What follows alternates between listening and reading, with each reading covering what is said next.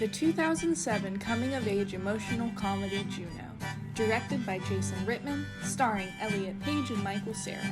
You know it, you love it, now let's break it down.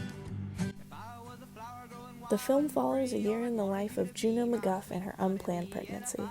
At age 16, she navigates complex relationships, high school, and the decision to put her baby up for adoption. This movie won an Oscar for Best Original Screenplay and has embedded itself into America's pop culture ever since. Believe it or not, it's even studied in some college film classes. But what makes this low-budget Canadian Film Festival release so memorable, lovable, and technically sound? The themes tackled in the film resonated with the culture of the time that was concerned about teen pregnancy rates and the ongoing argument between pro-life and pro-choice. Juno is neither, but the movie humanizes pregnant teens and highlights some of the options that are available to them. The writer of the movie, Diablo Cody, as well as several cast members, have been open about their own pro-choice views. Critics of the movie also noted that it was refreshing to see a young female protagonist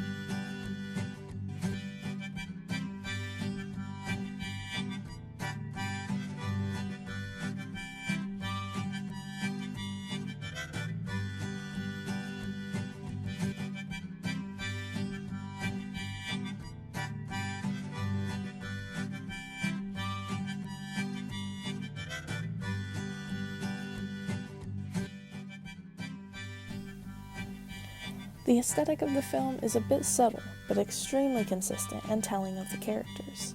The film takes place over the course of all 4 seasons that align with Juno's pregnancy, beginning in the fall. The colors of the seasons change along with the characters as the story progresses.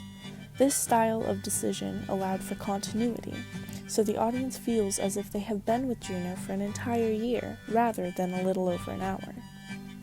The set also shows the audience more about the characters. Juno and Leah's room are covered in posters and photos.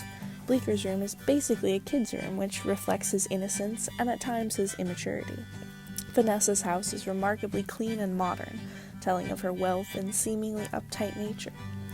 The extreme casual wardrobes, as well as the quirky one-liners and set pieces, including the iconic burger phone, all contribute to the mise-en-scene of the film. The 19-song soundtrack saw massive commercial success upon its release in early December of 2007.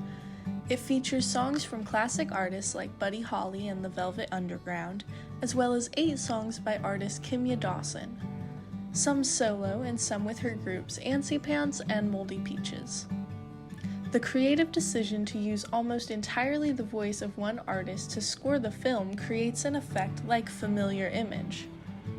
Music is most utilized in the film during transitions, as well as some of the most important scenes, like the birth of the baby. By repeatedly using the same artist's songs in these moments, it allows the audience to connect with them more deeply. The album topped the Billboard 200 after 4 weeks and was the first #1 soundtrack of that year. The public's love for the album is partly due to the modern indie sound entangled with the moody rock songs from decades prior. The songs all seem to perfectly follow both the theme and design of the rest of the movie.